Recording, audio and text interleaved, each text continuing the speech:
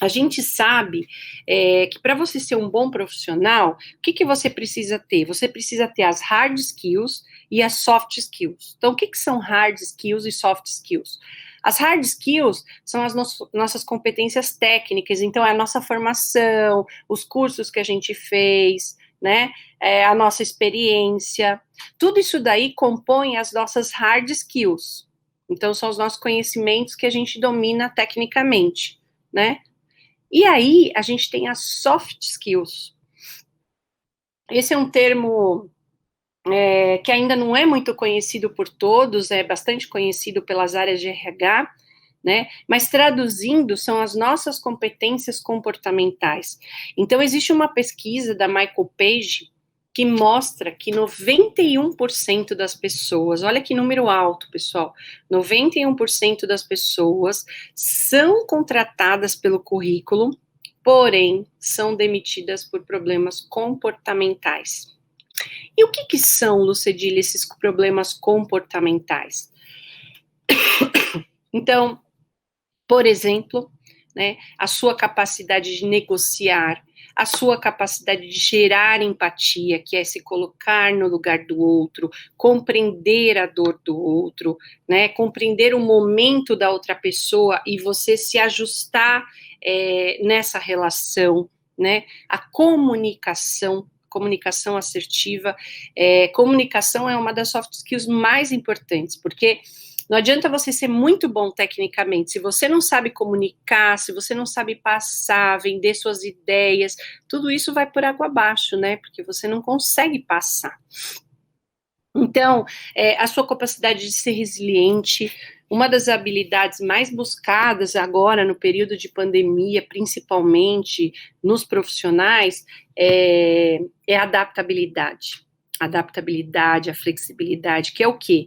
É a nossa capacidade de perceber o seguinte: poxa, o cenário mudou, a música mudou, o enredo mudou, a fantasia mudou, e eu tenho que me ajustar a essa nova realidade, porque ou eu me ajusto e sigo e aprendo coisas novas com a mente aberta, ou eu me retiro.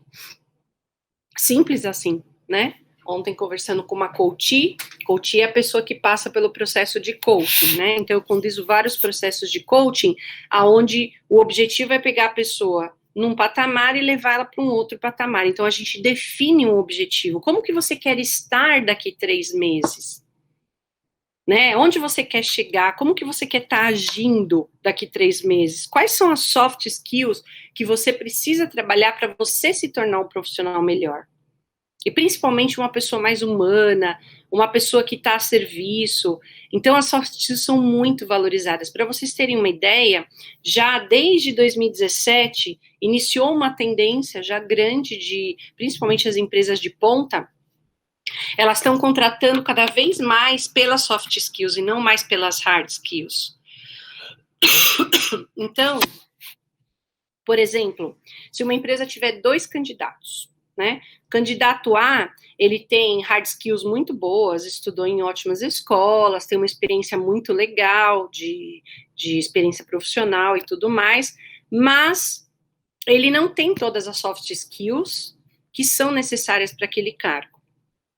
E aí eu tenho um candidato B, que talvez ele tecnicamente é mais fraco, não tem toda a bagagem que o outro tem, mas ele tem mais soft skills. Qual é o candidato que hoje a empresa vai escolher? Ela vai escolher o candidato B. Mas, Lucedile, como que a empresa consegue ver se a pessoa tem soft skills? Existem várias formas, né? Existem testes que a gente chama de assessments, que são testes onde a gente consegue avaliar o perfil da pessoa, o perfil comportamental, quais são as skills que ela tem mais destacada, ela é comunicativa, não é? Ela sabe negociar? Ela é altruísta, né? Então a gente define essas soft skills. Normalmente o perfil do cargo já define e através desses assessments é possível avaliar, né? Fora isso, tem a entrevista comportamental, que é conduzida pelo RH, dinâmicas de grupo e a própria inteligência artificial, né? Ela tem avançado muito nessas questões. Então, hoje se dá preferência por buscar um profissional que tenha muito mais as soft skills. E por que isso? Porque desenvolver soft skills é possível? Totalmente possível. Eu vou contar um pouquinho a respeito disso. Mas dá trabalho, né? Porque nós estamos falando de mexer com comportamentos. Então, para a gente trabalhar comportamentos, o passo número 1, eu diria até que é o passo número 0, né, antes do 1, é a pessoa querer. A pessoa estar realmente aberta, ela estar realmente decidida a melhorar, ela sair da zona de conforto dela. Então, tudo isso influencia. Então, ela precisa querer, é o passo número 1. Depois, desculpa a minha tosse, mas eu ainda estou me recuperando de uma gripe. Depois vem o passo número 2, que é ela tomar consciência. Então, por exemplo, quando a gente está conduzindo um processo de coaching, o que é um processo de coaching? Se a gente puder traduzir em poucas palavras, eu diria que é o seguinte: é um processo onde a cada sessão você sai com um novo grau de consciência. Esse é o objetivo do processo de coaching, né? Então, a gente vai trabalhar essa consciência, a gente vai trazer a pessoa perguntas, vamos fazer perguntas para essa pessoa que levem ela a refletir sobre o comportamento atual dela. E que resultados ela está tendo com esse comportamento atual, né? Então, por exemplo, o fato de eu não conseguir me comunicar bem, eu não ser assertiva, não ser compreendida, ter dificuldade de vender minhas ideias, ou ser retraído para falar, né? O fato de eu não me comunicar bem me leva a ter resultados ruins, por exemplo, né? Eu vou dar um exemplo, uma coach minha me trouxe uma dificuldade que ela tem de negociar prazos para entregar as coisas, então tudo que vão pedindo ela fala ok. E aí ela se sente extremamente pressionada, obviamente ela não dá conta, né? E ela tá ficando até com uma síndrome de pânico por conta disso, pelo simples fato de ela não conseguir, ela ser muito retraída e não conseguir. Então nós estamos trabalhando essas questões para que ela saiba se posicionar, para que ela saiba negociar, para que no momento que tem que dizer não, ela saiba dizer não. No momento que tem que dizer sim, ela saiba dizer sim. Ela se sinta empoderada, né? Então, o passo número 1 que eu falei, porque o 0 é querer. O 1 é tomar consciência dos resultados que eu estou tendo fruto desse comportamento meu atual, né? E tem uma frase que eu gosto muito do Albert Einstein, que ele diz o seguinte: não espere resultados diferentes fazendo sempre igual. Então, se você realmente quer um resultado diferente, você precisa, o passo número 1 aí, é você tomar consciência de como você age, né? E esse processo de tomar consciência de como você age é um processo muito gostoso, de muitas descobertas, que eu digo que é como se fosse uma chuva de cair fichas, né? Então, normalmente no primeiro mês aí do processo de coaching, o processo normalmente dura em torno de 2 meses e meio a 3 meses, e o primeiro mês é um mês de cair muitas fichas, aonde o coach, que é a pessoa que está passando por esse processo de coaching, ele começa a perceber que os comportamentos são assim, puxa, muitas vezes eles falam, nossa, eu não tinha noção que eu agia assim, mas hoje eu consigo enxergar, e aí a gente começa a ponderar, né, o que você ganha e o que você perde agindo dessa forma, então o grau de consciência vai ficando muito apurado, né, e aí a gente vai para um passo número 2, que daí é começar a treinar um novo hábito. E aí eu falo um pouquinho aqui para vocês da neuroplasticidade, que vem da neurociência. Então, o nosso cérebro, ele é muito plástico. O nosso cérebro, ele é composto de várias conexões, tá? Essas conexões, elas foram formadas por todo o conjunto da nossa experiência, das nossas crenças, dos nossos valores. Então, quando a gente chegou aqui na Terra, né, quando a gente chegou a esse mundo, imagina que a gente entrou aqui na Terra com um livro com páginas em branco. E aí a gente começa a escrever nossa história. Então, a gente passa por experiências, a gente vive emoções, a gente tem amigos, a gente é influenciado por valores de família, enfim, cultura, religiões, etc. E tudo isso vai compondo a nossa conjuntura de experiência, vai formando a nossa personalidade, né? Então, hoje, nós somos resultado do que a gente viveu, né? E cada um tem a sua jornada.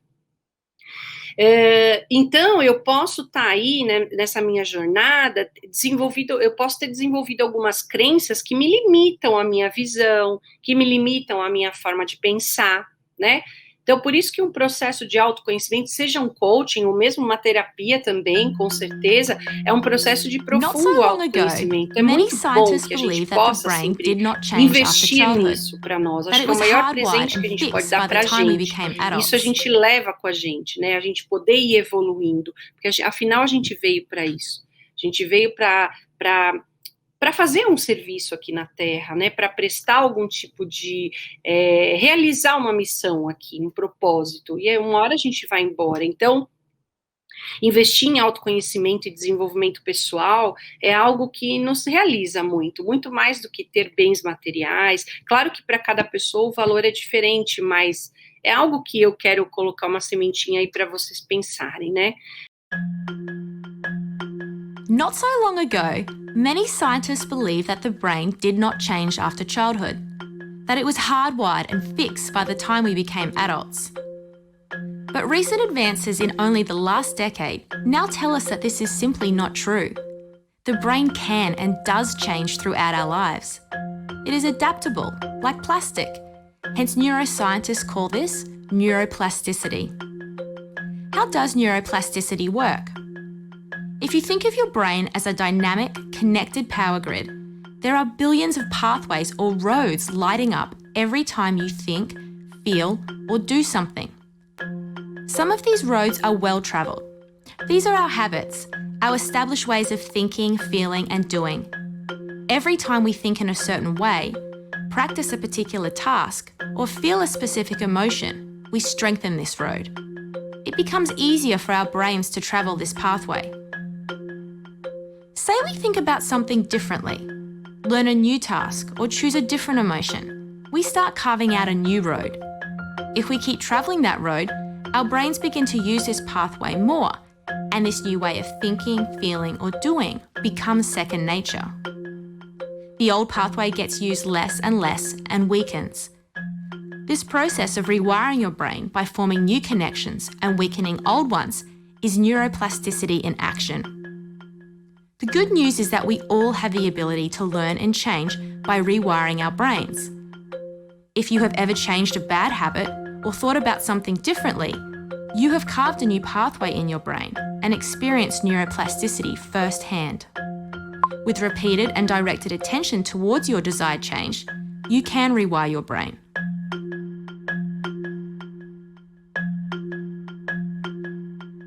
Muito bom. Então, o que eu queria comentar com vocês? Que o nosso cérebro é composto de várias conexões, como eu falei, né? Como é que funciona a mudança de comportamento? Ela funciona quando a gente adquire um novo hábito. Inclusive, tem um livro muito conhecido, que é O Poder do Hábito, que diz o seguinte: quando você pratica um novo hábito por 66 dias de forma constante, esse novo hábito se torna um novo comportamento, né? Então, vamos imaginar que você tem ali uma sinapse que da sua comunicação, e você não é bom. Você é meio agressivo na forma de falar, meio pé no peito, né, que a gente fala, tem uma certa dificuldade de ser objetivo, é um pouco prolixo, tem dificuldade de estruturar o seu pensamento, e essa é a sua forma de agir na comunicação. E aí a gente começa a treinar uma outra forma, né, que é através do processo de coaching, onde a gente vai tomando consciência, e a gente vai desenvolvendo isso junto com o coaching, e ele vai treinando novas formas, por exemplo, de se comunicar. Peguei o exemplo da comunicação. É como se essa sinapse, pessoal, ela fosse perdendo força, né, e aí uma nova sinapse se forma. Então, é dessa forma que a gente desenvolve novos comportamentos, né? Por isso que eu disse, precisa querer, precisa estar em estado de vulnerabilidade, precisa estar em estado de entrega genuína, né? Precisa se testar, se provar de jeitos diferentes. Mas se a pessoa tem esse desejo e ela segue, ela tem muito sucesso, tem muita chance de ela desenvolver. E eu tenho vários casos de pessoas que eu trabalhei e que eu desenvolvi. Então, eu contei um pouquinho para vocês como que a gente pode desenvolver uma soft skill, né? E aí eu queria dizer para vocês assim, o quanto isso é importante para você ser uma pessoa, não é só como profissional, né? Até para suas relações serem melhores. Você precisa estar atento aos seus comportamentos, né? Será que a forma que eu estou colocando aqui é uma forma que talvez as pessoas não estão me compreendendo? Será que eu não estou sendo agressivo na minha forma de colocar ou reativo, né? Será que eu tenho dificuldade de gerar empatia? A empatia é uma soft skill muito importante. Eu diria que ela caminha até antes da comunicação, porque empatia é a minha capacidade de compreender o outro, né? De me colocar no lugar dele. Então, eu vou trazer um exemplo real aqui de um processo de coaching, né? Uma coach minha que me trouxe uma questão de um gerente dela, né? Que assumiu a área, e esse gerente provavelmente estava bem inseguro, não dominava muito a área no qual ele ia cuidar, uma das áreas no qual ele ia cuidar, que era a área dessa minha coach, e talvez naquele momento, a gente estava falando sobre empatia, né? Lá atrás, quando tudo isso aconteceu, faltou para ela essa empatia, essa capacidade de perceber o cenário. Ou seja, perceber que ele estava inseguro, perceber que ele não dominava a área e acolher. Se ela tivesse tido essa habilidade, ela teria tido muito mais sucesso nessa aliança com esse gestor. Mas na ocasião, ela não encarou dessa forma, porque ela não praticou empatia. Né? Até então ela não tinha essa consciência como ela tem hoje. Então ela acabou batendo de frente, aí ele pedia para fazer a mesma coisa de várias formas, chegou uma hora que ela se cansou e falou, olha, não vou fazer mais, enfim, e aí a coisa se desdobrou de uma outra forma e o resultado foi outro, né? Qual foi o resultado final? Né? Não houve uma conexão, uma aliança entre líder e liderada, e, consequentemente, hoje a relação já está mais desgastada. É possível reverter? Totalmente, mas não é tão simples, né? E aí entra um ingrediente super importante que é a humildade também, né? Que é a nossa capacidade de reconhecer que nós falhamos, né? De reconhecer que lá atrás eu agi diferente, hoje eu não agiria daquela forma. Mostrar que eu estou aprendendo. Então, no dia a dia, as pessoas vão tendo situações e cenários, né, que fazem elas a necessidade muito grande, intensa, de elas se adaptarem e serem flexíveis, né? Então, por isso que a adaptabilidade, tem uma pesquisa que mostra que, em primeiro lugar, é a soft skill mais buscada hoje, adaptabilidade. É a nossa capacidade de perceber. Cada dia o mundo está em transformação, hoje a gente não consegue planejar muitos dias para frente, e que eu preciso ter essa capacidade de jogo de cintura. Hoje eu faço assim, amanhã talvez eu tenha que fazer diferente. E uma coisa super importante que eu gosto muito de comentar, existe um futurista norte-americano que se chama Alvin Toffler, muito interessante, e ele já há mais de 5 anos atrás, ele num dos livros dele, ele colocou, o analfabeto do século XXI não é aquele que não sabe ler e escrever, mas sim aquele que não consegue aprender a desaprender para reaprender. Ou seja, eu falo uma frase muito nas minhas palestras, uma frase minha, que eu digo o seguinte: o que te trouxe até aqui não necessariamente te levará daqui para frente. Eu vou repetir, o que te trouxe até aqui não necessariamente te levará daqui para frente. Então, é muito importante que a gente tenha essa mente aberta para o novo, para essa transformação, para essa adaptação, para aprender todos os dias, é o lifelong learning, né? É o aprendizado contínuo. Todo dia eu ser um autodidata, eu não esperar isso da empresa. Eu queria que minha empresa tivesse um plano de carreira. Não espere isso da empresa. O plano de carreira que vai construir é você. Onde você quer chegar daqui 1 ano? Onde você quer chegar daqui 5 anos, daqui 10 anos? Onde você quer estar? Como que você quer ser reconhecido? O que você quer estar realizando? Que tipo de trabalho te dá prazer, preenche a sua essência, se conecta com a sua essência? Nossa essência é o que a gente veio fazer aqui na Terra, né? Tem um instrumento que eu uso de mapeamento pessoal, um desses assessments que eu falei, que é uma ferramenta de mapeamento humano. Então, a gente entende que a nossa data de nascimento representa a nossa chegada aqui na Terra, e junto com essa chegada é como se a data de nascimento fosse um código de barras, e aí é sobre isso que eu falo, eu decodifico esse código, então eu consigo dizer a você assim, olha, quais são seus talentos, né, qual que é a sua essência, você veio fazer o quê? Você veio, você é um visionário, né? No caso dessa ferramenta que eu uso, de mapeamento humano, a gente, a idealizadora da ferramenta, que é a Márcia Lerina, ela dividiu em 4 tribos, né? Então existem os visionários, que são as pessoas que vieram ao mundo para desbravar, para iniciar, para gerar ideias, para trazer soluções. Então esse é o papel que o visionário executa, né? Aí vem os executores, né? Que a gente chama de construtores, que são as pessoas mão na massa. Sabe aquela pessoa prática que quer já sair fazendo? É um trator? Então, esse perfil de pessoas são os executores. Aí a gente tem os conectores, que são aquelas pessoas que vieram à Terra para expandir, para sustentar o que o visionário criou e o executor construiu. E por último vem os jumpers, inclusive muitas crianças estão nascendo jumpers agora, que são os transformadores. Então eles vieram à Terra para transformar, para elevar a maturidade, para levar para um outro patamar, seja de escala, seja de maturidade, que quer que seja. Então, essa é uma ferramenta, por exemplo, de autoconhecimento, né, para a gente compreender melhor tudo isso, tá? E aí, para fechar, e aí eu vou abrir para perguntas, tá, Nelson? Se tiver perguntas, as pessoas já podem ir colocando aí no chat. Eu queria comentar um pouquinho sobre o livro que eu idealizei ano passado, que é o livro Soft Skills, Competências Essenciais para os Novos Tempos.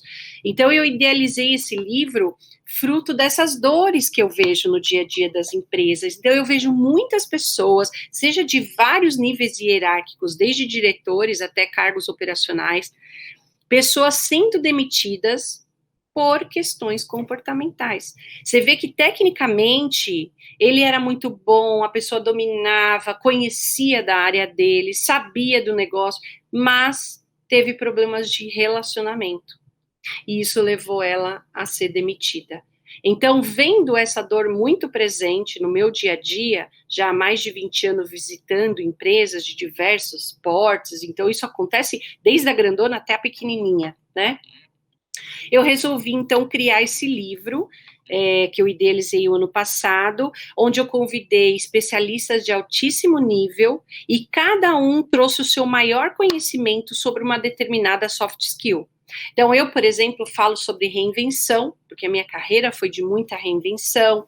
Uma outra pessoa fala sobre empatia, uma outra pessoa fala sobre liderança lúdica, liderança altruísta, resiliência, autogestão, e assim vai. Então, tem diversos temas, são 33 temas no livro, e o livro, ele traz um viés muito prático, porque até pela a minha origem, né, eu sou engenheira de formação, então eu gosto de uma linguagem simples, prática, limpa, transparente. Então, todos os capítulos, eles iniciam falando sobre aquela soft skill. Então, por exemplo, empatia. Então, fala sobre aquela soft skill. Depois, o autor traz vários exemplos de aplicação prática, né, de como ele desenvolveu a empatia, seja nele, ou seja no grupo de pessoas que ele conduziu, se ele foi um líder, etc. Então, são trazidas histórias reais, né? E as histórias conectam com as nossas emoções, né? E, por fim, o autor finaliza o seu capítulo dando dicas práticas de como desenvolver aquela soft skill. E o livro, então, caiu aí no gosto de todo mundo, ele está sendo muito vendido e foi reconhecido em dezembro do ano passado, um best-seller pela revista Veja, além de ter sido indicado em vários meios, Valor Econômico, como leitura obrigatória, guia de MBAs do Estadão. Então, é um livro que eu super recomendo a leitura, ficou realmente de um nível muito legal, e é bacana porque é como se você estivesse lendo livros de vários autores, né? Cada um tem o seu estilo, mas tudo reunido num único livro. E como os capítulos, eles são de aproximadamente 6 páginas, então, estou olhando aqui, eu estou com um livro aqui, deixa eu mostrar para vocês. Como os capítulos são de 6 páginas, então, ali você tem o melhor de cada autor, tá? Então, esse é o livro, Soft Skills, e eu tenho certeza que vocês vão gostar. Ele está à venda em toda a internet, principais livrarias, e na própria Literary Books, que é a editora.